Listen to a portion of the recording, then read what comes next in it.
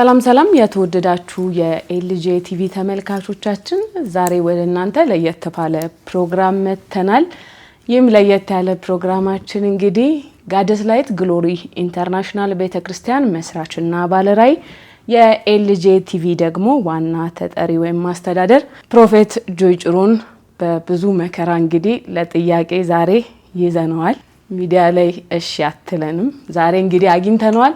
ከሱ ጋር ቆንጆ ቆይታ ይኖረናል። ስለ አገልግሎቱ በህይወት ውስጥ በአገልግሎት ቆይታው ስለተፈተናቸው አንዳንድ የህይወት መንገዶች ያወራናል። ሌሎች አገልጋዮችም ከሱ መማር ስላለባቸው ጉዳዮች እናነሳለን።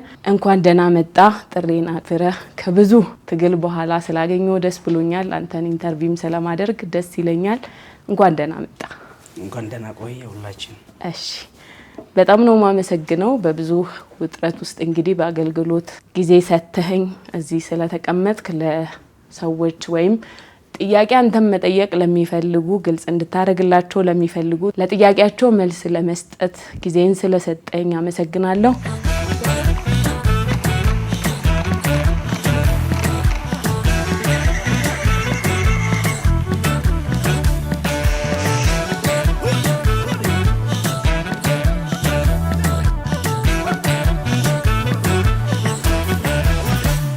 በመጀመሪያ ፕሮፌት ጆይ ጭሮ የተወለደ አስተዳደጉ ምን ይመስላል ከሚለው እንጀምርና ቆይታ እናደርጋለን። ኦኬ ፕሮፌት ጆይ ጭሮ የተወለደ ወይ ደግሞ ጉጂ ዞን ውስጥ ቡልቶ በሚባል በትንሹ ከተማ ውስጥ ነው ተወልጄ ያደግኩት። ቡልቶ ትባላለች።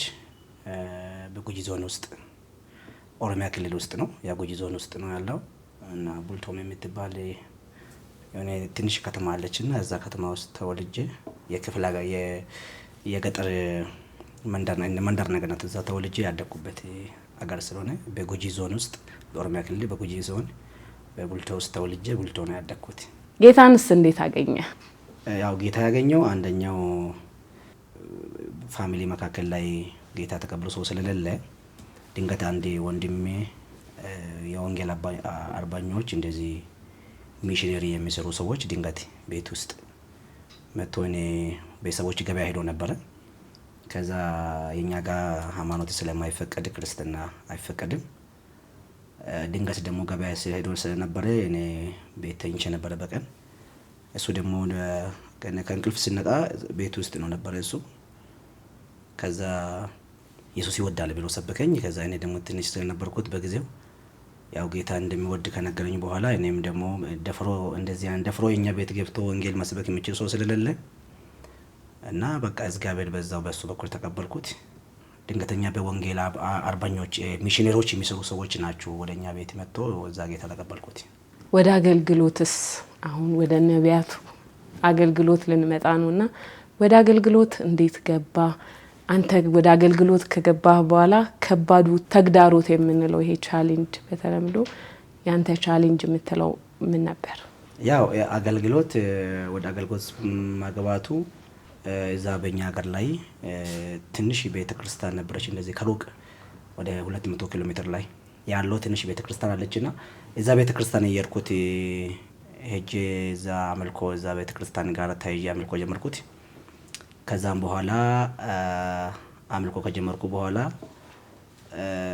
በዛ ቤተክርስቲያን ውስጥ ደግሞ አካል ሆኜ ቀጠልኩት። ቤተክርስቲያኑ ደግሞ ጸጋ ኩርሰት ትባላለች። የመጀመሪያ የሄድኩበት ቤተክርስቲያን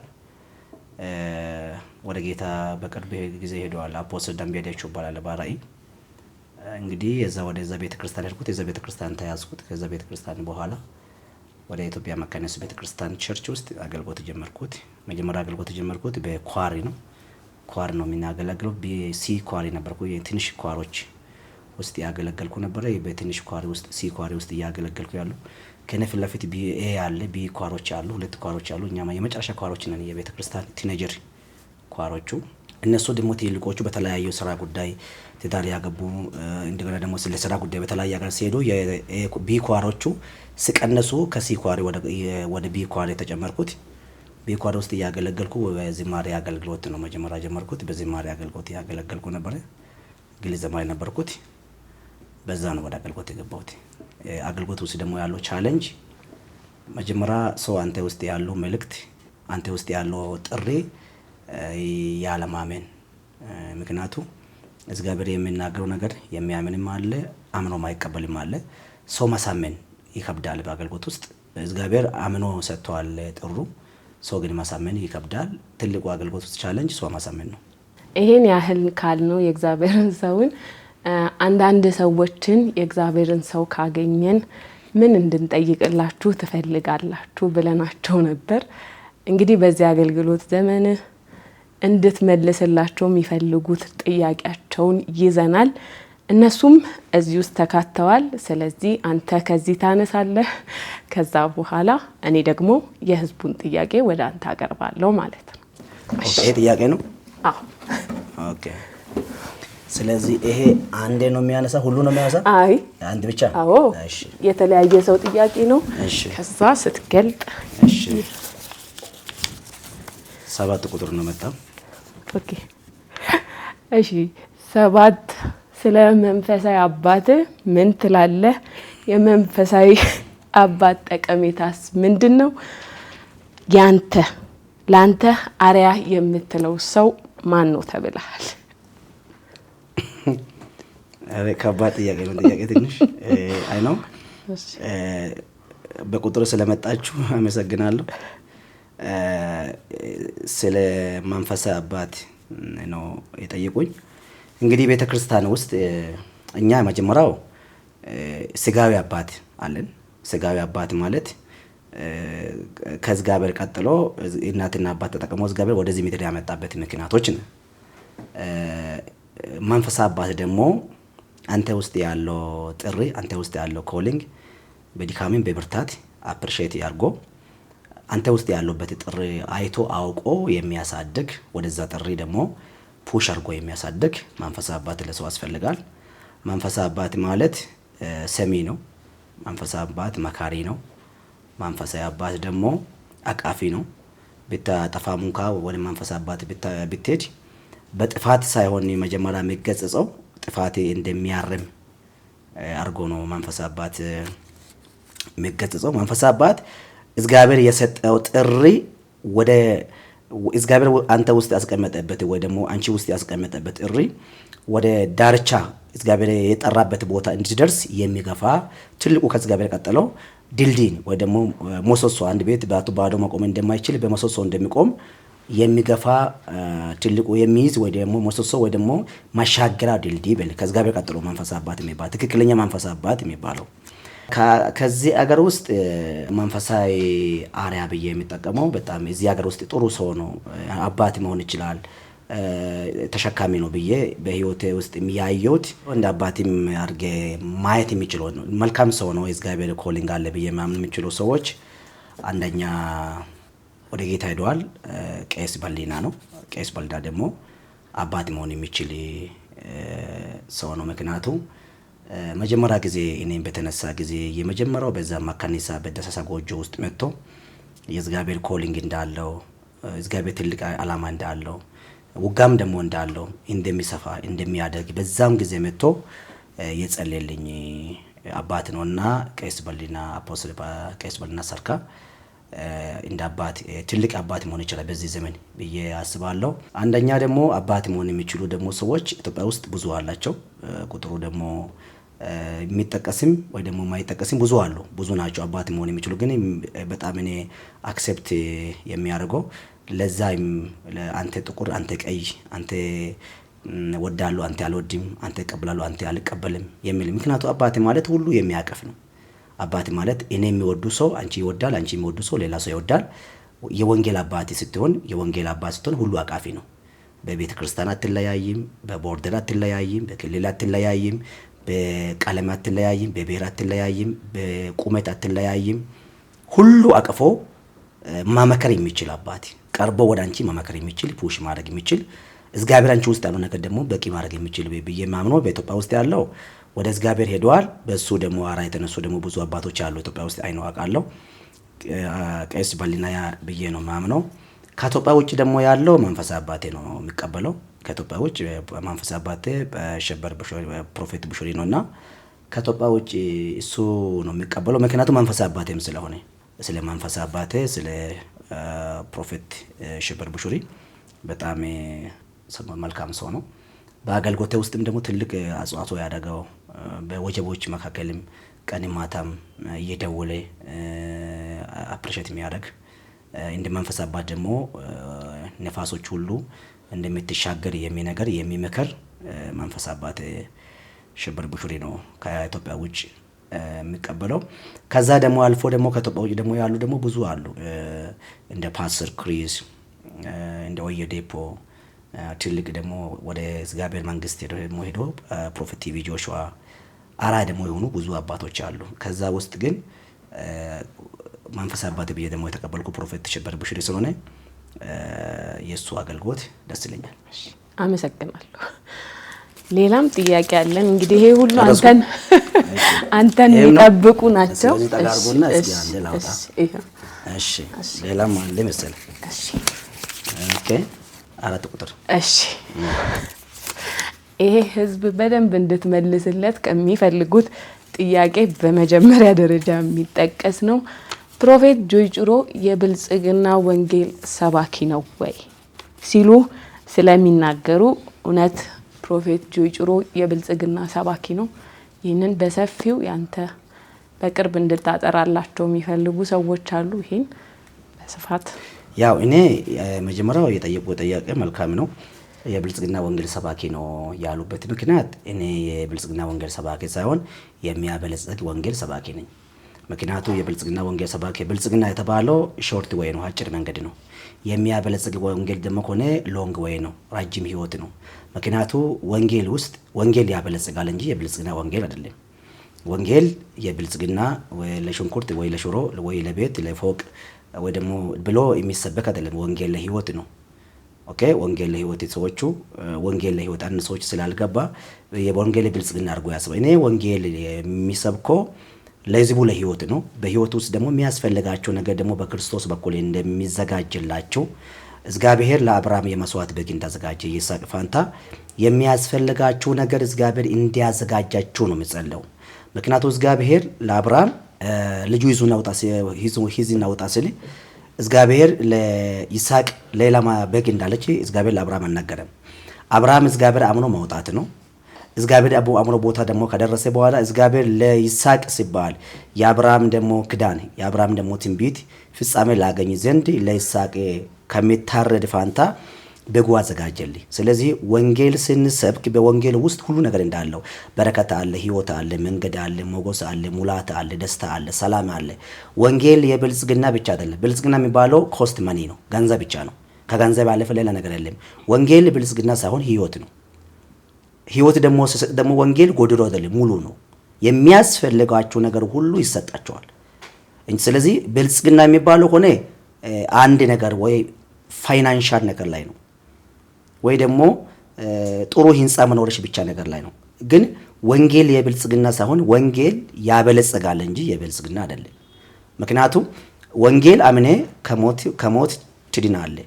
ወንጌል አምኔ ከጨለማ ወደ ብርሃን ትሻገራለህ። ወንጌል አምኔ የሌለ ነገር ወደ መኖር እግዚአብሔር ይቀይራል። በወንጌል ውስጥ ህይወትም አለ፣ በወንጌል ውስጥ እውነትም አለ፣ በወንጌል ውስጥ ብርሃንም አለ፣ በወንጌል ውስጥ መንገድም አለ፣ በወንጌል ውስጥ በረከትም አለ። ወንጌል ጀነራል ነው፣ ፉል ፓኬጅ ነው፣ ሙሉ ጥቅልል መጽሐፍ ነው እንጂ የብልጽግና ተብቻ ተብሎ አይደለም። ወንጌል የብልጽግና ሳይሆን የሚያበለጽግ ነው። ፕሮስፔሪቲ ሳይሆን ፕሮስፔር ነው።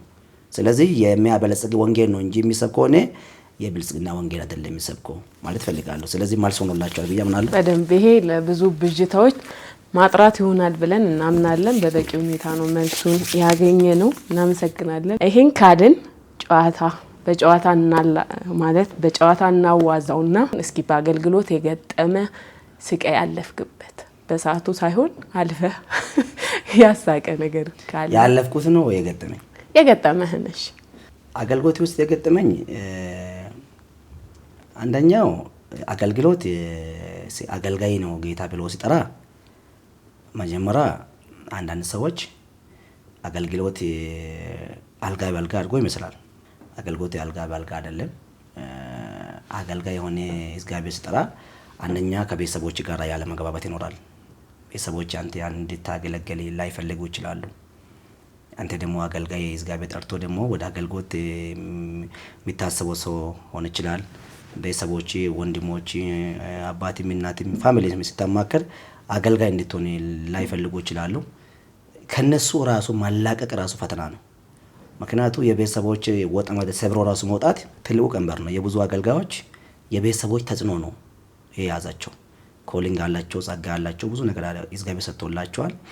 ጸጋቸው ራሱ ወጥቶ እንዳይሄድ አንዳንድ ሰዎች ቤተክርስቲያን ነው የሚያሳብቡ። ቤተክርስቲያን አይደለም። ቤተክርስቲያን ማለት ትራንስፎርሜሽን ናቸው፣ ያስተላልፋሉ ወይ ያሳድጋሉ። ቤተክርስቲያን ውስጥ ደግሞ የሚያሳድገው እግዚአብሔር ነው። ግን ከቤተክርስቲያን ከፋሚሊ ተጽዕኖ መፈታት ማለት ራሱ ቻሎ ከባድ ቻሌንጅ ነው። ከፋሚሊ ተጽዕኖ መፈታት ያው እኔ የአባቴ ወንድ ልጅ እኔ ብቻ ነው። አባቴ ሌላ ወንድ ልጅ የለም፣ እኔ ብቻ ነው ወንድ ልጅ። ወደ አገልግሎት ሲገባ ብዙ ፋይት ነው። ፋሚሊም ወደ አገልግሎት እንዳይገባ ፋይት ነበረ። ግን ከዛ ፋይት ሁሉ ያ ፋይት አራግፎ ማውጣት ትልቁ ቻሌንጅ ነው በአገልግሎት ውስጥ። ግን እግዚአብሔር አሻግሮኛል። የዛሬ ሰው ሆኛለሁ። ደስ ይላል። እሺ ከዚህ ጋር አያይዘን ስለ አገልግሎት ስላነሳን የገጠመ አስቂኝ ገጠመኝ በዚህ የአገልግሎት ጉዞ ላይ? አገልግሎት ጉዞ ላይ በጣም አስቂ ነገር አለ። ግን አስቂም ነው፣ አናዳጅ ነገር ምን አለ፣ ያናዳል። በወቅቱ በአሁኑ ያስቃል፣ በወቅቱ ግን ያናዳል። ምክንያቱ የሆነ አገር ነው። አገሩ መጠቀስ አልፈልግም። ለአገልግሎት ለማገልገል ሄድኩና እግዚአብሔር ተናግሮ ወጣት ነበርኩት፣ ትንሽ ነበርኩት። ወደ 15 አካባቢ እድሜ ነበርኩና ያንግ ነበርኩት እና እግዚአብሔር ተናግሮኛል። ትክክለኛው ቤተክርስቲያኑን ተናግሮ መልእክት ሰምቼ ነው ወደዛ ሀገር ያልኩት። የመጀመሪያ ወደ ነቢያት አገልግሎት ሳይገባ በፊት እየጀማመረ በነበረ ሰዓት ላይ ገና ጸጋው የተገለጠ በነበረ ሰዓት ላይና ወደዛ አገልግሎት ሲሄድ ትንሽ ነውና ቤተክርስቲያናቸው ደግሞ የነሱ ቤተክርስቲያን አመታዊ ኮንፈረንስ አላቸው። ድንገት እኔ ሄድኩበት ቸርች አመታዊ ኮንፈረንስ አላቸውና ፕሬዝዳንቶች፣ አመራሮች፣ ዋኖቹ ከሄዶ ኦፊሱ ከተለያየ አገር ተሰብስበው መጥተዋል እዛ ቤተክርስቲያን ላይ። እኔ ሄድኩበት ቤተክርስቲያን ነው። በዛው ቀን አመታዊ ኮንፈረንስ አላቸው። እኔ ሄድኩበት ቤተክርስቲያን አመታዊ ኮንፈረንስ አላቸው።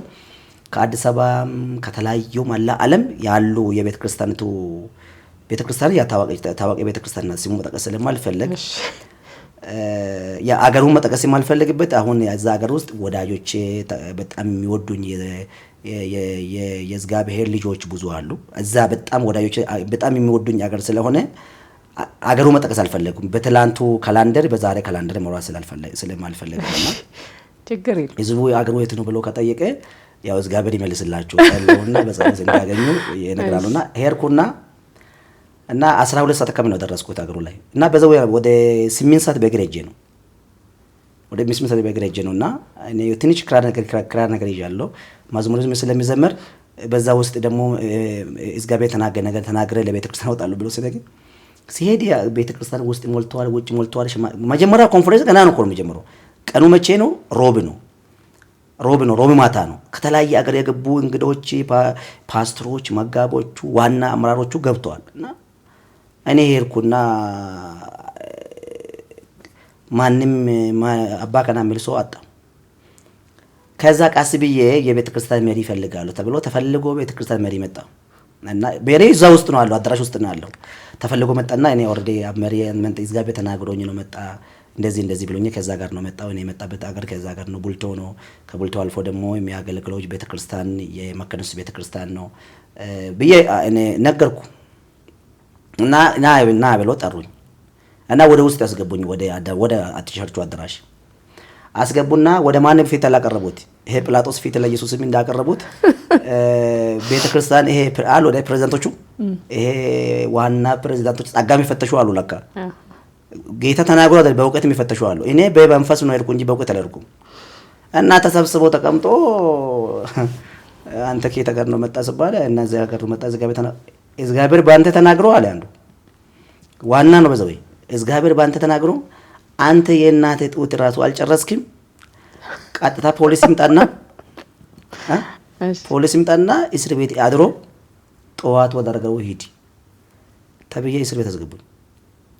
በእውነት እግዚአብሔር እስር ቤት ድረስ ከዛስ ዝናብ በጣም ዝናብ ዘነበ ኃይለኛ ዝናብ ዘነበና የነሱ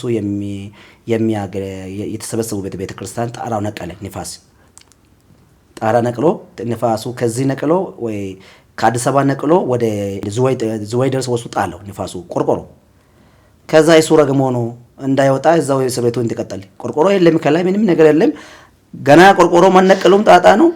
እስር ቤት ማሳድሮኝ በስንት መከራ በኋላ ጠዋት በይሄ አምቡላንስ መኪና አለ። በአምቡላንስ መኪና ፖሊሶቹ እዛ በእስር ቤት ውስጥ ፖሊሶቹ እግዚአብሔር ስለሚፈሩ በአምቡላንስ መኪና ወደ ሀገሬ መልሶልኝ። ያ ቤተክርስቲያን ደግሞ ከጊዜ በኋላ የእግዚአብሔር ቁጣም ከመጣ በኋላ መጥቶ ቤተክርስቲያናችን ጋር ይቅርታ ጠይቆ ተመልሼ ደግሞ ከ3 ዓመት በኋላ ተመልሼ እዛ ጋር ሄጄ እንዳገለግል አደረጉና ለማገልገል ሄጄ ከየእናቱ ጡት ስላልጨረስክ እስር ቤት ማደር አለበት ቤተ እስር ቤት አደረ ያለው እናቱ ጡት ስላልጨረስክ ያሉ ግን አዋቆች ናቸው እንጂ መንፈሳዊ ሰዎች አይደሉም። በእውቀት የሚፈርዱ እንደዚህ አይቶ በማንነት በቀጭን ነው። በዛን ጊዜ አማርኛም ብዙ አልችልም፣ ቋንቋም ብዙ አንችልም፣ ንግግርም አንችልም። ምንም ነገር የምንችለው ነገር የለም። ያው ጸጋ ስላለ ብቻ ነው። በእግዚአብሔር ጸጋ ብኔ ነው ሄደን ያው የእናት ጡት ስላልጨረስክ አንተ ማደር አለብህ እስር ቤት ነው ብሎ ጊዜው ዝናብ ነው፣ የቡና ወቅት ነው። ይሄ ጫት የሚቅሙ ሀረቄ የሚጠጡ በተለይ መጠጥ ውስጥ ሲጠጡ ወንድሞች መሀል ላይ ገብቼ መሀል አደርኩት። እነሱም ደግሞ ወደዱኝ። ለነሱም ደግሞ እግዚአብሔር ጸለይኩት። ወደ 17 ሰዎች ጌታ እዛ እስር ቤት ውስጥ ተቀበሉ። ደስ የሚል ጊዜ ነው በዛ ማመላለጥ ያሳለፍኩት። ግን በጣም የሚገርም ነገርም ነው የሚያስቅ ነገር ነው። ያ ሰውየው ደግሞ ደስ የሚል የፋይናል ላይ የሱ አዲስ አበባ ቤተክርስቲያን የልጅ ቸርች መጥቶ እኔ እንደሆነ አላወቁም። ያ እስር ቤት አደረ ልጅ እና መጀመሪያ እኔ እንዴት ታስር አደረገ ሰውየው እዚህ አዲስ አበባ ቤተክርስቲያን የኃይል ጸሎት ነበርና እየጸለይኩ ነበር። ለጉባኤ እጅ ጫንኩት። ሰውየው ጉባኤ ውስጥ አለ እሱ እግዚአብሔር ሰው ጸልይልኝ ይላልና እኔ አውቃለሁ። አዮ እኔ ትላንት ህፃን ነበርኩ፣ ዛሬ እግዚአብሔር ቀይሮኛል። እሱን ግን እኔ አላወቀም እና ጸልዬ እግዚአብሔር ያው ሰውየው ያውን ጌታ ያገለግለ ነው። አጭሩ በአገልግሎት ውስጥ የሚያስቅ ነገር ነው። ከብዙ የሚያስቅ ነገር ውስጥ እቺ ትንሽ ሁሌ ውስጥ ያስላል ብዬ ነው። አዎ፣ ግን ከዚህ ጋር አያይዤ ልጠይቅ የምፈልገው በህይወት መንገድ ውስጥ እናንተም በተደላደለ መንገድ አልመጣችሁ፣ መከራ አለባችሁ የሚለውን ግን ደግሞ ከአቅማችሁ በላይ አትፈተኑም እንደሚለው የእግዚአብሔር ቃል እንደዛ ነው የመጣችሁትና አሁን ላይ አብዛኛውን የዚህ ዘመን አገልጋዮች የምትተቹት ኑሯችሁ ሌክጀሪ ነው፣ ቆንጆ መኪና ትነዳላችሁ ይባላል። ካላስቸገርኩ እቺን አያይዘ መልስልኝ ማለት ስትመጡ በደንብ ተፈትናችኋል። መንገድ ላይ ይኸው ታስራችኋል። መመታትም ለወንጌል ተመታችኋል። ከህይወታችሁ ስለምንሰማ ነው አንዳንዱን ነገርና አሁን ላይ ደግሞ የምትኖሩት ኑሮ አላግባብ ነው። ለምን በመጠን አትኖሩም ትባላላችሁ? እሱን አያይዘ ብትመልስልኝ። አንደኛው በአሁን ኑሮ ሊጀሪ ኑሮ ነው የምትኖሩ። ትናንት ፈተናችሁ አልፋችኋል፣ ዛሬ ሊጀሪ ኑሮ ነው የምትኖሩ። የእግዚአብሔር ቃል እንደዚህ ይላል፣ በለስም የጠበቀው ፍሬ ይበላል ይላል፣ እግዚአብሔርም የሚጠብቀው ይከበራል ይላል። አንድ ወርቅ መጀመሪያው ወርቅነቱ እስከሚታወጅ ድረስ በእሳት ትፈተናለች። በእሳት ውስጥ በጣም ማንም ሰው ወርቅነቱ ወርቅ መሆኗ እስከሚያውቁ ድረስ ማንም ሰው ወስዶ ወደ ቤቱ አይሄድም። በእሳት ትፈተናለች። ከተፈተነች በኋላ ግን ወርቋ በተከበረ ቦታ ላይ ትቀመጣለች። ምክንያቱም ወርቅ ደግሞ ከዛም በኋላ ስትሸጥም ዋጋ ውድ ነው። ዋጋ የወደደበት ምክንያት ወርቅነቱ ተፈተኗ ስለመሰከረች ነው። ስላስመሰከረች ውድ ናት። ስለዚህ መኪና ምን ይሄ ቁሳቁስ ነው። መኪና ማመነዳት መኪና ቆርቆሮ ነው። ምንም መኪና የሚባለው ቤት የሚባለው ምን የሚባለው ነገር ቆርቆሮ ነገር ነው። ግን እነሱ ማየት ያለባችሁ ቤት መኪና ምን ይሄ የሚባለው ጉዳይ ሳይሆን የእግዚአብሔር መንፈስ ግን ከዛ ከምድር ቤዳ ውስጥ አንስቶ እንዴት ያሳደገ እንደሚችል ነገር ቢረዱ ግን ቆንጆ ነው። ምክንያቱ እግዚአብሔር ለአብርሃምን ውጣ ነው ያለው። ውጣ ስል ከዚህ ውጣና የሆነ መንደር ሄድና ማሳ ስራ ቆፈርና በቆሎ አውጣና ጤፍ ነገር አርግና ስራና ባርካለሁ አለ። እግዚአብሔር አብርሃም ውጣ ይባርካለሁ፣ እዚህም አደርጋለሁ፣ ዘሪም እንደ አሸዋ አበዛዋለሁ አለ። ወደ ሰሜንም ወደ ምስራቅም ወደ ደቡብም ወደ ምዕራብም የምታዩበት ምድር ሁሉ ላንተና ለዘር አሳልፌ እሰጣለሁ ነው ያለው። ስለዚህ አብርሃም ሲወጣ እግዚአብሔር ወደ ያለበት ቦታ ወጣ። አብርሃም ከሄደ በኋላ ድንኳን ነው ተከለው። ሌላ ነገር የሰራ ነገር አብርሃም ማሳ አይደለም የሰራው፣ ድንኳን ተከለው። እግዚአብሔር ደግሞ እንደተናገረ አብርሃም ባረከው። አብርሃም ምን ነበር? አገልጋዮች ብቻ አይደለም፣ አብርሃም የሚያገለግሉ ሎሎችም ነበሩ። ሎል የሚባል አለ። አብርሃም የሚያገለግሉ ወታደሮች ነበሩ፣ ሎሎች ነበሩና አንዳንድ ጊዜ ሰዎች በእግዚአብሔር ጸጋ ያለው ጸጋ ላይ ቢሰሩ መልካም ነው። ምክንያቱም ቁሳቁሶች እያዩ ከምንሰናከል ቁሳቁስ አንተ ቢጸልይ በእግዚአብሔር ታምራት ልታገኝ ትችላለህ። ዋና ከቁሳቁሱ ግን ያለፈው ያቺ እሳት ውስጥ ግን እንዴት አለፈን? ያቺ መከራ ውስጥ ግን እንዴት አለፈን? ያንቺ ግን የቻሌንጅ ዘመን እንዴት አለፈን? እግዚአብሔር እንዴት አድርጎ እንዳሳለፈ እሱ ነገር ቢያውቁ ግን ነገር ሁሉ ቀላል ነው። የእግዚአብሔር ቃል እንደዚህ አለ እኮ እግዚአብሔር የሚወዱ እንደ ሐሳብ የሚጠሩ ነገር ሁሉ ለበጎ እንዲደረግ እናውቃቸዋል ይላል። ስለዚህ እኛ በእግዚአብሔር የምናመልክ እግዚአብሔር የምናምን ከሆነ በረከታችን ማናደድ አይገባም። ምክንያቱም እኛ የምናመልከው አምላክ ከሆነ ደግሞ እኛ አምላክ ስናመልክ አምላክ ደግሞ ኢልና ውሃችን ይባርካል። ስለዚህ በልብ እግዚአብሔር የምናመልክ ከሆነ ማንም ሰው በእግዚአብሔር ዘንድ ይባርካል። በረከት የእግዚአብሔር ነው፣ እርግማን ደግሞ የሰይጣን ነው። ይሄ ድህነት፣ እርግማን፣ ባዶነት፣ አጋንንታዊ አሰራር የሰይጣን ነውና መባረካችን ሳይሆን ማየት ያለባችሁ እግዚአብሔር የሰው ልጅ እንደሚያሳድግ እግዚአብሔር ከአመድ ቦታ ከትባ አንስቶ እንደሚያሳድግ ማወቅ አለባችሁ እንጂ በረከት ከኛ ከብዙ ክርስቲያኖች የበለጠ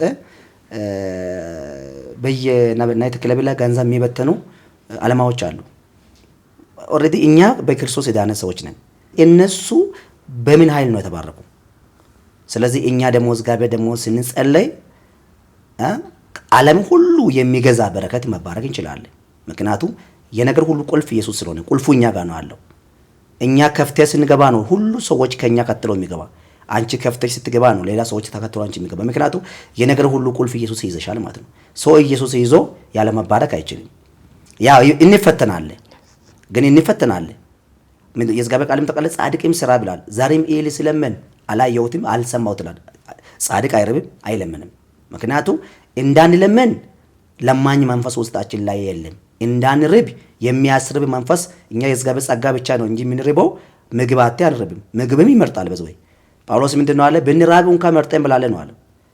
ሬበን እንኳን አለ እንኳን ምን ፉድ ልንበላ ሄደን ያገኘን አንበላም። እኛ ዝም ብሎ ያገኘን ብለን መርጠን ብላለን ማለት ስለሆነ በረከታችን በክርስቶስ ካመነ የክርስቶስ በረከት ካመነ ሰው ልጅ ይባርካል። ይሄ ማኪና አይደለም። አውሮፕላንም ገና እናበራለን። ሄሊኮፕተሮች ገና እንገዛዋለን። ገና ብዙ ነገሮች ይኖራል። አምነዋለሁ። ለቅዱሳኖችም አውሮፕላን መርከቦች ህዝቡ እንዲገዛ አውሮፕላን ህዝቡ እንዲገዛ የብዙ ጄቶች ባለቤት ህዝቡ እንደሆኑ የኢትዮጵያ ቤተክርስቲያንም ደግሞ ከቤተክርስቲያን ፊት ለፊት ላይ ባጃጅና ሞተር ሳይክል የሚቆም ትቶ አውሮፕላን የሚቆምበት ሄሊኮፕተር የሚቆምበት ትልቅ ብራንድ መኪኖች የሚቆምበት ዘመን እንደሚመጣ አምነዋለሁ። ግን በክርስቶስ አምኖ ሰው ልጅ ደግሞ ያለ መባረክ አይችልም። ምክንያቱም ክርስቶስ የበረከት መሰረት ነው። ሄድ ኦፍ ብሌሲንግ ነው። የበረከት ራስ ነው ክርስቶስ። የህይወት ራስ እንደሆነ የበረከትም ራስ ነው።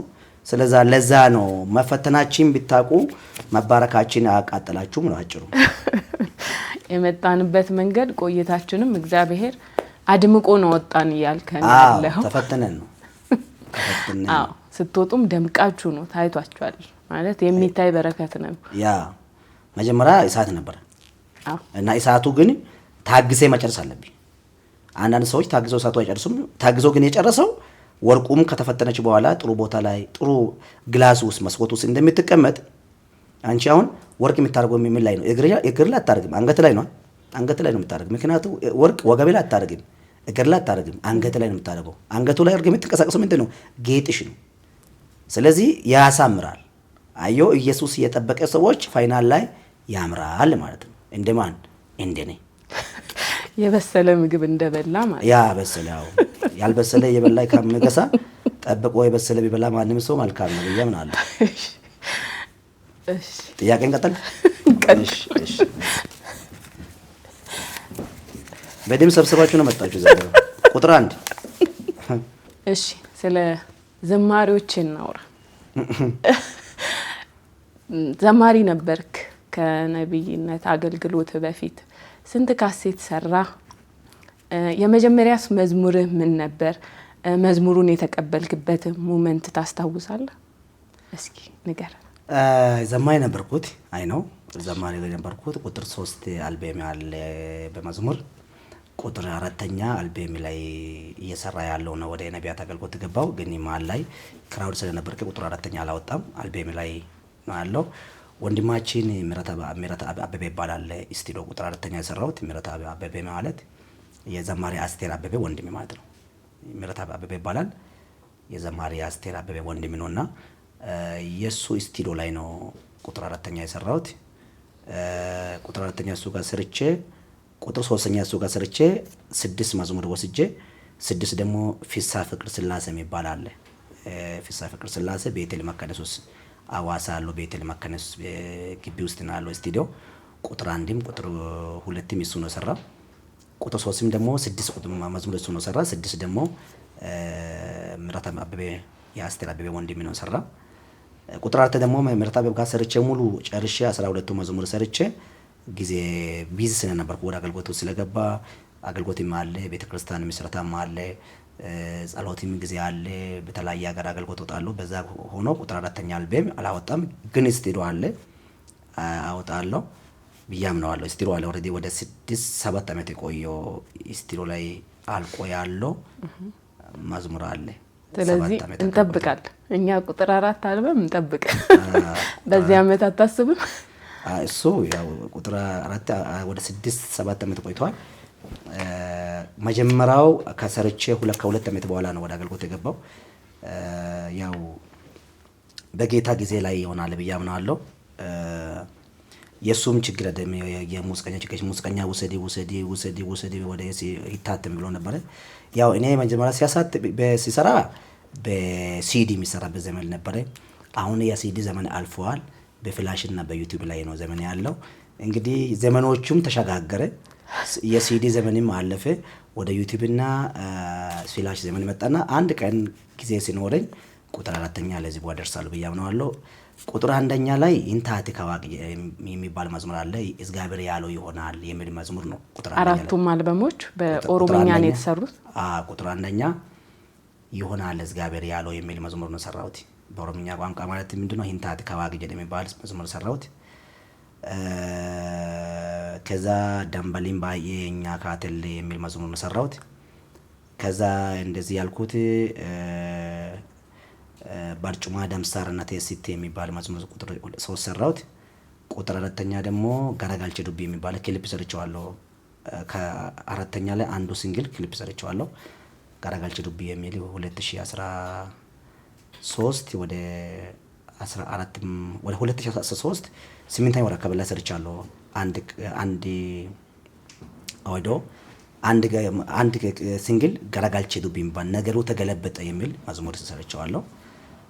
ከቁጥር 4ኛ ላይ ነው አንድ ሲንግል ቪዲዮ ሰራሁትና ወደ መዝሙር የገባበት ምክንያት የኛ ቤተክርስቲያን ውስጥ ብዙ ዘማሮች ነው ያሉ። የኛ ቤተክርስቲያን ውስጥ ብዙ ዘማሮች ነው ያሉ። ዘማሮች ታዋቂ ዘማሮች ከኛ ቤተክርስቲያን ይወጡ አሉ። እነሱ ያየው ያደግኩት መዝሙር ደግሞ በጣም ወዳለሁ። ኦሮምኛ መዝሙር ነው የምንሰማ፣ አማርኛ መዝሙር በዛን ጊዜ አላቅም።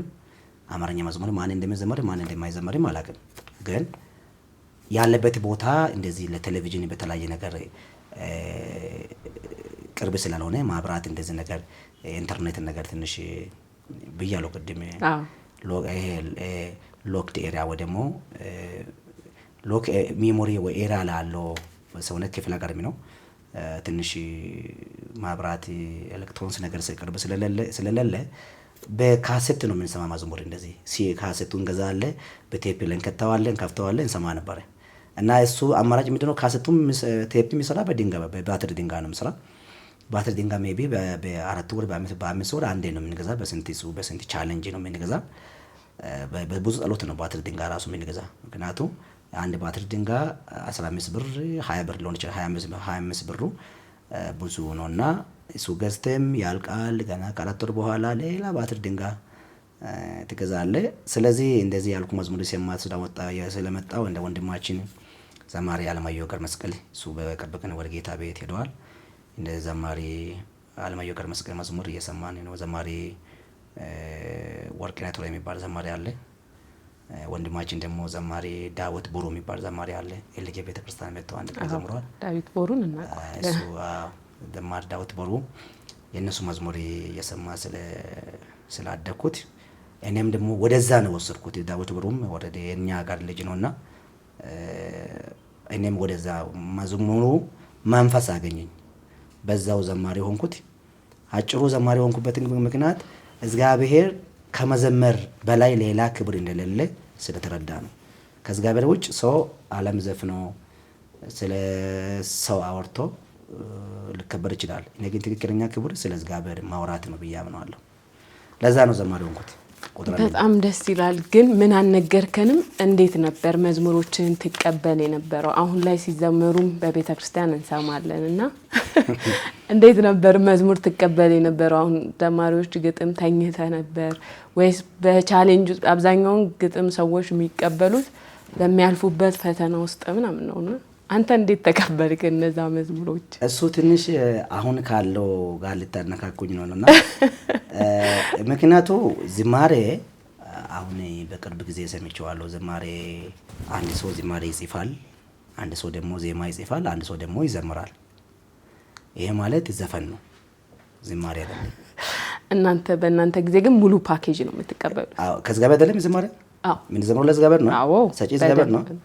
እኛ ዘፋኝ አይደለም ዘማሪ ከሆነ ምክንያቱ እግዚአብሔር ዜማም የሚሰጥ እሱ ነው፣ ድምጽም የሚሰጠው እዚህ ነው። እኛ አሁን በዛን ጊዜ ይሄ ቅላጽ የሚባል አለ፣ ይሄ የድምጽ ቅላጽ የሚጠቀሙበት ነገር አለ። እኛ እንደዚህ ነገር አናውቅም። እኔ በዘባይ ዝማሬ መጀመሪያ ሲዘመር በበቆሎ እንጨት በቆሎ አለ፣ እንጨቱ አለ፣ የበቆሎ እንጨት እንደዚህ ምንድነው አገዳ የሚባል አለ። በዛ አገዳ ነው ክራር ሰርቼ በዛ አገዳ ነው መዝሙር የሰራሁት። ማሳ ውስጥ ያለ ማለት ነው። ማሳ እየቆፈረን ያለ መዝሙር እናወጣለን። በምን በዛ አገዳ በበቆሎ እንጨቱ በአገዳ በሚባለው በዛ ነው መዝሙር የሰራን። ቁጥር አንደኛ እኔ የሰራው መዝሙር፣ ቁጥር ሁለተኛ የሰራሁት በዛን አገር ሆኜ የጻፍኩ መዝሙር ነው።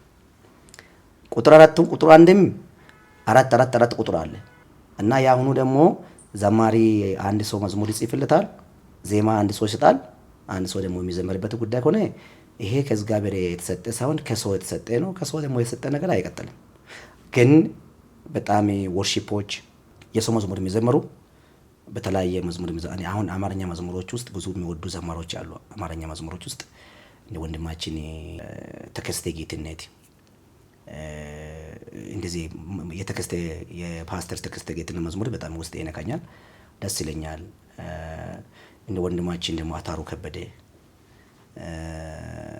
ስለዚህ እንደ ፓስተር ተስፋዬ ጋቢሶ፣ እንደ ፓስተር ታምራት ኃይሌ እንደዚህ በጣም የተባረኩ ዘማሮች ኢትዮጵያ ውስጥ ለኢትዮጵያ ቤተክርስቲያን እግዚአብሔር የሰጠው ዘማሮች አሉ።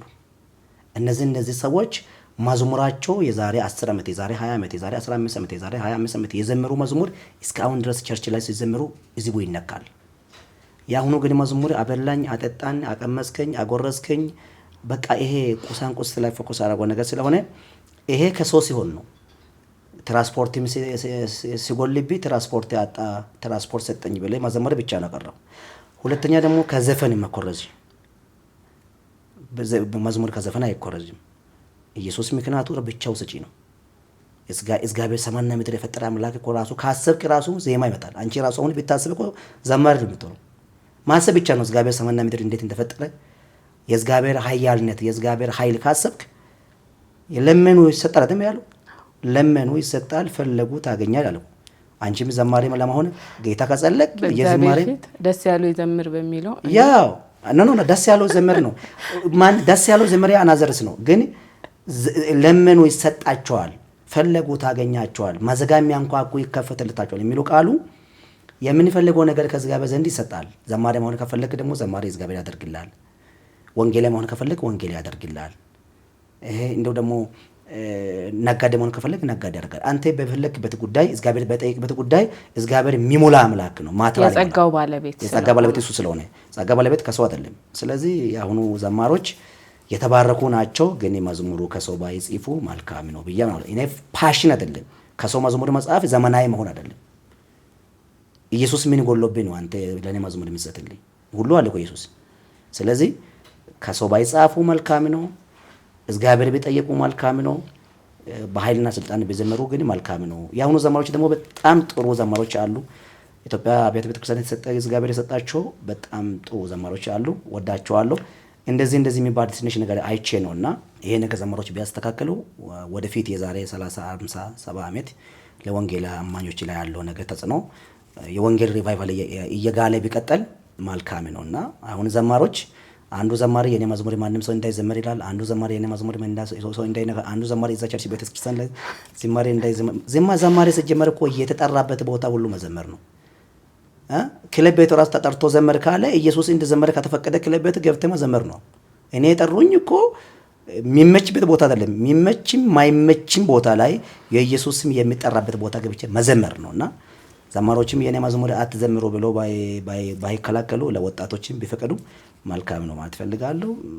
ብዙ ባንሄድ በዛ በላይ እናንተ ግን በሚገርም ሁኔታ ነበር መዝሙር ስትቀበል የነበረው። ደስ ይላል። የኛ ይታወቃል። እሺ አንሳ ጥያቄ ልጠይቅ። እዚሁ ነው ዛሬ የምንቆየው። 10 ቁጥር። እሺ በ2018 ወደ ተደረገው ታላቅ ክሩሴድ እንሄድ ነው በጂንካ ከተማ። በ2018 በተደረገው በጂንካ ክሩሴድ ብዙ ነፍሳት ድነዋል። ይህ ለቤተ ክርስቲያን ስኬትም ድልም ስለሆነ ለማገልገል አቅንተህ እንዳገለገልክ ማገልገልህን ተከትሎ አንዳንድ ሰዎች አንተ ወደዛ ስታቀና ወደ ሌላኛው አገራችን ክፍል ያቀኑም አሉ። ከዛ ግን ተመልሰዋል ተብሎ ከዛ ፕሮፌት ጆይ ጭሮ ጂንካ ከብቶ አያገለግልም እሱም ይመለሳል ሲባል ነበር። አንተ በዚህ ጉዳይ ምን ትላለህ? እግዚአብሔር ድልን ሰጥቶ ስለመጣ በጂንካ ስለነበርኩ ነው። ከዚህ ጋርም አያይዘህ በአገልግሎት በለበስከው ልብስም አንዳንድ ትችቶች አሉ። እሱንም በዛው አያይዘለፍ። አብረውክም ካገለገሉ ሰዎች መካከል አንዳንዶቹ እዛ ቦታ በጉዳዩ ላይ የለንም አያገባንም ሲሉም ተደምጧል። ለነዚህ ሰዎች ምላሽ ስለዚህ ሰዎችስ ምንድነው ምላሽ? ሚዲያ ላይ በደንብ ስለተራገበው ነገር እንድትገልጽልን ነው። ህዝቡ ይፈልጋል ያንተን ምላሽ። ኦኬ መልካም ነው። ይሄ ጥያቄ የጂንካ ከአንድ 2 ወር በፊት ነበረ ሌዲያስ ነበረ ኮንፈረንሱ አልቆ ፕሮግራም አልቆ ወደ አገሩ ልንገባ 2 ሳምንት ሲቀር ወራሽኒ አገሩ ለገባና የአገሩ ደግሞ መንግስት ደብዳቤ ጻፈና ኮንፈረንሱ በጊዜ ሆልድ እንዲደረግ የትኛው ነገር በስብሰባ ነገር እንዳይደረግ ብሎ መንግስት በጠየቀበት ጥያቄ ኮንፈረንሳችን ወደፊት ቀኑ ያልተወሰነበት ቀን ወደፊት ገፍተን ነበር። ቲቪ ላይ ማስታወቂያም ተላልፎ ነበር። ጊዜ ኦልሬዲ ወራሽኒም እንደሌለ ከመንግስት አመራሮች ሁሉ ነገሮች እንደጸዳ ኮንፈረንስ ማድረግ እንደምንችል ሲንጠይቅ ደግሞ ምክንያቱም ለህዝቡ ቃል ገብተን ስለነበር እመጣለሁ መተና አገለግላችኋለሁ ስላልኩት ለህዝቡ ቃል ገብቼ ስለወጣ ዝም ብለ ሌላ ነገር እንዳይመስል ብዬ ኮንፈረንሱ እንደገና እንዲዘጋጅ ተደረገ። እኔ ውጭ ነበርኩ። ከውጭ እንደመጣ ነው ኮንፈረንስ እንዲዘጋጅ ያደረኩት። ልክ ኮንፈረንስ ተዘጋጅቶ ጉዳዮች ይዘ ተሰሩ ነበር። የመንግስት አመራሮችም ወደዛ ከተማ እኔ እንድገባ ፍቃድ አድርጎ ተቀብሎኝ ነበር። የመንግስት የከተማ ካንቲባ፣ ዋና ከተማ ካንቲባ፣ የምክትል ካንቲባው፣ የሰላምና ጸጥታ ቢሮ፣ የማዘጋጃ ቢሮ ኃላፊም፣ የትራፊክ ጽሕፈት ቤትም አጠቃላይ ያለበት አመራሮች ወደዛ ከተማ እንዲመጣ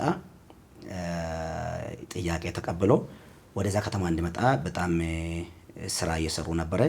የሚሰሩ የሰላም ወንጌል እንዲሰበክ ስታዲየሙ ላይ እግዚአብሔርም ደግሞ ገንዶ እንድታይ በጣም ቅን ህዝብ ናቸው። በጣም ቅን አመራሮች ናቸው። በጣም ደግሞ ለወንጌል ደግሞ ልባቸው ክፍት የሆኑ አመራሮች ናቸውና ወደዛ ከተማ ሊሄድ ስንል 2 ሳምንት ነው አካባቢ ሲቀር የሆነ ሚዲያ ላይ ውዥንብሮች ተነሱ። ወደዛ ከተማ አይገባም፣ ወደዛ ከተማ አይመጣም፣ ወደዛ ከተማ የሚገባ ሰው የለም፣ ያለኛ ፍቃድ አሉና ምክንያቱ እኛ ከእግዚአብሔር ቀጥሎ ምድር ላይ ያለው አንድ መንግስት ነው የምናውቀው። ያለኛ ፍቃድ የሚለው አካል ማን ናቸው? አንደኛው መንግስት እንድንመጣ በደብዳቤ ጽፎ ጠርቷል። ደብዳቤ ደግሞ ምላሽ አድርጎ የሰላምና ጸጥታ ቢሮ እንድንገባ ጥያቄ ተቀብለዋል። እንዳትመጣ የሚሉ ደግሞ የተፈጠረ ኢትዮጵያ ውስጥ የምናውቀው አንድ መንግስት ነው የምናውቀው፣ አንድ አመራር ነው። ሰማይ ፈቅደዋል፣ ምድር ያለው መንግስት ፈቅደዋል። ኮንፈረንስ ከማድረግ ውጭ ምን አማራጭ አለ? ፋይናል ላይ አይገባም የሚባለው አንዳንድ ግብ ሲፈጠር ጉዳዩ በህግ በኩል አልቆ ጉዳዩ እንዲያልቅ በህግ በኩል ነው። ምክንያቱም ብዙ ነገርኛ ገብተናል። ኮንፈረንሱ ላይነሪም ከተማ ገብተዋል፣ ሙሉ አገልጋዮችም ገብተዋል፣ ስቴጅ ገብተዋል። ብዙ ሚሊዮን ኢንቨስት ተደርጓል ኮንፈረንሱ ላይ። ምክንያቱም እኔ ኮንፈረንስ ማዘጋጀት ብቻ አውቃለሁ እንጂ ስለ ወጪ አስቤ አላውቅም። ምክንያቱም ወንጌል እየሰበክ ወጪ ማሰብ አይገባም። ወንጌል ራሱ የበረከት ምንጭ ስለሆነ የዳኑ ነፍሶች ደግሞ ለኔ ገቢ ናቸው እንጂ ለዛ ኮንፈረንስ የፈለኩ ሚሊዮን አውጥቼ ቢሆን አስቤ አላውቅም። ግን ምንድነው ያሳስበኝ ኮንፈረንሱ ቀኑ ቆርጦ ሳይሆን ቀኑ ቀርበዋል። ነገ 4-5 ቀን ቀርቶ እንዳይገባ የተባለ ነበር እና እግዚአብሔር ደግሞ እንደ ሰው ስላልሆነ እንዳይገባ የሚሉ ሰዎች ይግቡ አሉ መሰለኝ። ይግቡ አሉና ገባውና ይግቡ ያለው ኤርፖርቱ ስለደረስኩ ነው። ጂንካ ኤርፖርቱ ደረስኩት እኔ። ምክንያቱ አገር የመንግስት ነው፣ ሜዳ የሚፈቅደው መንግስት ነው። እኔ ሄጄ የሰበኩት ሜዳ ላይ እኔ ባይሄድም የፈለገ አርቲስት ሊሄድ ይችላል፣ የመንግስት ስብሰባ ሊደረግ ይችላል፣ በተለያየ ሚቲንግ ሊደረግ ይችላል። ሜዳ መፍቀድ ያለ መፍቀድ የመንግስት ነው እንጂ ለማንኛው ሃይማኖት ጉዳይ አይደለም። እኛ ከእግዚአብሔር ቀጥሎ የምናውቀው የአገሬ አመራር ነው እንጂ ሃይማኖት አይደለም ፎከሳችን። ሁላችን የራሳችን ሃይማኖት አለን። ኢትዮጵያ ውስጥ ብዙ ሃይማኖት አለ። አገሬው ኢትዮጵያ ብዙ ሃይማኖት ተሸካሚ ናት። የብዙ ሃይማኖት የበለጸገች አገር ናት። ሁሉ ሃይማኖት ደግሞ ራሱ ችሎ ተከባብሮ የሚኖርበት አገር ስለሆነ ኢትዮጵያ ውስጥ ደግሞ ያለው መንግስትም የሁሉ ሃይማኖት እኩልነት ስለሚያከብር አንዳንድ ሰዎች ደግሞ የተቀበሉበት የእግዚአብሔር መንግስት ውስጥ አገልጋይ መሆን ወይ የተቀበሉበት ወንጌላዊ መሆን የተቀበሉበት ፓስተር መሆን ሳይበቃቸው ካቢኔ ነኝ የሚል መንፈስ አላቸው። እንደዚህ ነገር እየተቀበሉ ብቻ ቢሰሩ አገር ሰላም ትሆናለች። ምክንያቱ ወንጌል ብቻ በቂ ነው። ምንም በሌላ ፖለቲካ ጥማት ውስጥ መግባት አያስፈልግም። የተቀበልክ ነገር ፎከስ አድርገህ ከሰራ በቂ ነው እና እንደዚህ ነበርና ኢትዮጵያ ደግሞ ወንጌላዊ አብያተ ቤተክርስቲያን ካውንስል እንድንገባ እንድናገለግል በጣም ከባድ ድጋፍ የሚያደርጉ ነበር። ኮንፈረንሱ ላይ እንድንሳተፍም ከኛ ጋር ነበሩ። ምክንያቱ አባሉ ነኝ፣ አንዱ አካል ነኝ። ሄጄ የሚሄደው የናዝሬቱ ወንጌል ነው የሚሰብከው። ስለዚህ ኮንፈረንሱን ጀምሮ እስከሚያልቅ ድረስ የመንግስት አመራሮችም ከእግዚአብሔር ቀጥሎ ከኛ ጋር ይሰሩ ነበረ። የኢትዮጵያ ወንጌል አማኞችም ደግሞ ከኛ ጋር ይሰሩ ነበረ። ኮንፈረንሱ ደግሞ በአልቆ ጀምረን ጨርሰን ከዛ ከተማ ሰኞ ነው ወጣን። 855 ነፍሶች ከጨለማ ወደ የሚደነቅበት ብርሃን ተሻግረዋል። ምክንያቱም በመጀመሪያ ኮንፈረንስ ላይ አይተሽ ከሆነ 668 ሰዎች ነው ጌታ ተቀበሉ። በቃ ስለዚህ አጋንንት ማን ነው እንዳትገባ ያለው አላቅም፣ ማን ይግባ ያለው አላቅም። እኔ መጀመሪያውም ግባ ያለው አምላክ ስለሆነ እሱ ስላለ ብቻ ለማሰማት ስለርኩት የከለከለም የተቃወመ ማን እንደሆነ አላውቅም። እስካሁን ድረስ የምታውቃቸው ሆነ አንተ ገብታ አገልግሎታል። እኔ አገልግያለሁ። እሱ እግዚአብሔር በመራ ምሪት ሄዳ አገልግለ መጥተሃል። እሺ ሌላኛው ጥያቄ ከዚህ ጋር ተያይዞ አልመለስክልንም። አንዳንድ ሰዎች ከሚድን ነፍስ ይልቅ አንተ ላይ ነው ፎከስ የሚያደርጉት። ይሄኛው ፎከሳቸው አንተ ነጥብ የጣልክ እያስመሰሉ አለባበሱ ልክ አልነበረም ሲሉ ከዳኖ 800 ምናምን ህዝብ በላይ ያንተን አለባበስ በሚዲያ በጣም ሲያወርዱ ነበር። ፎቶውን ለጥፈው ብዙ ሲሉ ነበር። እስኪ ለሱ ምላሽ አልሰጠ። ፕሮፌትን ካገኙት አንዳንድ ነገር ሁሉም ጥያቄ መልስ አይመለስም። ግን ስለዛ ጉዳይ ከጠየቀሽው መልስ የሚመልስ ከሆነ እኔ የለበስኩት የጋርድስ ጀነራል ልብስ ነው። ጋርድስ ጀነራል ልብስ ነው። የኢትዮጵያ መከላከያ ሰራዊት ልብስ አይደለም። ወይ ደግሞ መከላከያ ሰራዊት ደግሞ ክብራቸውም ዝቅ የሚያደርግም አይደለም። እኔ ፖለቲካ ኢሹ ለምን ማድረግ እንደፈለጉም አላቃቸውም። ምክንያቱ እኛ ዜጎች ነን። ዜጋ ደግሞ ከሆነን መከላከያ ሰራዊት ደግሞ ከዚህ ጋር ቀጥሎ አገር ጠባቂዎች ናቸው። በጣም ትልቅ አክብሮት አለ። ወታደሮችም ደግሞ አፕሪሼት ሲያደርግ ቪዲዮ ላይ ተሽኮና አፕሪሼት እያደረኩ ነበር፣ አብሮ ያወራ ነበርና አንዳንድ ሰዎች የማይኖሩ ኑሮ ማውራት ይወዳሉ። የማይኖሩ ኑሮ ማውራት ይወዳሉና እኔ ለኢትዮጵያ መከላከያ ሰራዊት ትልቅ ክብር አለ። በጦርነት ጊዜ ራሱ ደብረ ብርሃን ድረስ ሄጄ ማንም ሰው ሳይሄድ በፊት ደብረ ብርሃን ድረስ ሄጄ ጦርነት ቦታ ሄጄ እግዚአብሔር ጸልየላችሁ ፕሬ አድርጌ ቪዲዮ አለኝ ፕሬ አድርጌ ከኔ የሚጠበቀው ደግሞ ድጋፍ እንደ አገር እንደ ቤተክርስቲያን አገልጋይ ከኔ የሚጠበቀው ነገር ድጋፍ አድርጌ በአፍ ሳይሆን በድርጊት ማለት ነው። አንድ እኮ ፊልም የሚሰራ ሰውዬ ፍቃድ አወጥቶ ከመከላከያ የመከላከያ ልብስ ለብሶ ፊልም ይሰራል። ምክንያቱ ድርሰቱ ስራ ካስፈለገ ፊልም በዛ ይሰራል። አገር የሚያከብር ነው እንጂ አገር የሚያዋርድ አይደለም። ጥላቻቸው ደግሞ ቅናት ነው። ምክንያቱም ማንም ሰው ያላደረገ ነገር ስላደረኩ ነው። ያ ቤተክርስቲያኑ ስለብሼም እኮ ከአንድ ዓመት በፊት ፕሮግራሙ አቀርቤያለሁ።